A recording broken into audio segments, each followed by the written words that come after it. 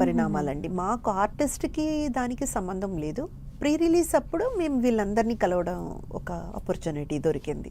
Okay. అంటే వాళ్ళ వల్ల హైప్ అయితే క్రియేట్ అయింది. వెళ్తున్నారు, ప్రేక్షకులు చూస్తున్నారు.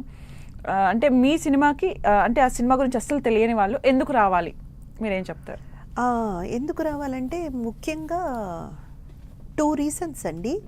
ఒకటి, ఎప్పుడు కూడా మనం వింటున్న ఒక ఆరోపణ ఏంటంటే మంచి మూవీస్ రావట్లేదు, మంచి సినిమాలు రావట్లేదు, అసలు పిల్ల పాపలతో కూర్చొని మేము చూడగలిగిన సినిమాలు రావట్లేదు, డబుల్ మీనింగ్ డైలాగ్స్, ఆ తర్వాత అసభ్యకరమైన భావజాలాలు లేదా కాస్ట్యూమ్స్, ముఖ్యంగా ఓవరాల్గానే టోటల్గా మూవీ మేము ఫ్యామిలీతో కలిసి కూర్చొని చూస్తున్నప్పుడు మాకెందుకో అంత కంఫర్టబుల్గా మేము ఫీల్ అవ్వట్లేదండి అనే ఆరోపణ అయితే చాలా బలంగానే వినబడుతుంది కదా. ఆ ఆరోపణని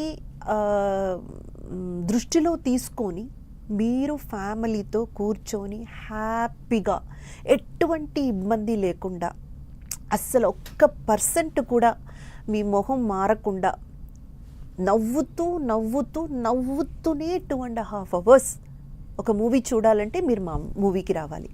అది ఫస్ట్ అండి. సెకండ్ పాయింట్, మన దేశంలో మిడిల్ క్లాస్ అనే ఆ ఒక వర్గం ఉంది కదండి. ఆ మిడిల్ క్లాస్ అనే వర్గమే ఆల్మోస్ట్ ఒక 60 to 65% ఉన్నారు. మీరు చూసారంటే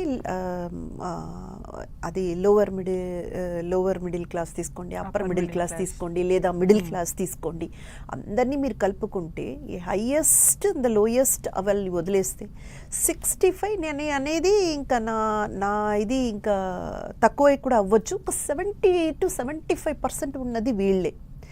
ఈ పాపులేషన్ ఒక మైండ్ సెట్ ఎట్లా ఉంటుంది, వీళ్ళు పడుతున్న బాధలేంటి, లేదా వీళ్ళు ఎదుర్కొంటున్న ప్రాబ్లమ్స్ ఏంటి, దాన్ని చాలా చాలా ఫన్నీ వేలో, ఎంటర్టైనింగ్ వేలో, మళ్ళీ అక్కడ కూడా కూర్చొని అసలే ఇంట్లో బాధ అని థియేటర్కి వస్తే ఇక్కడ కూడా బాధ ఏంట్రా బాబు అనేసి కాకుండా, ఆ బాధలన్నిటినీ కూడా దాన్ని వాళ్ళు ఫేస్ చేసే విధానాన్ని కూడా హ్యాపీగా నవ్వుతూ అండి ఇక్కడికి మా మూవీకి వస్తే చూడొచ్చు. సో ఈ 2 బలమైన రీజన్స్ ఉంది కాబట్టి తప్పకుండా ప్రతి ఒక్కరు చూడాలి. హ్యాపీగా థియేటర్కి వచ్చి బయటికి వెళ్ళినప్పుడు వాళ్ళ బాధలన్నీ మర్చిపోయి నవ్వుతూ బయటికి వెళ్ళడం మాత్రం ఖాయమండి. ఇప్పుడు ఒక షార్ట్ బ్రేక్ తీసుకుందాం.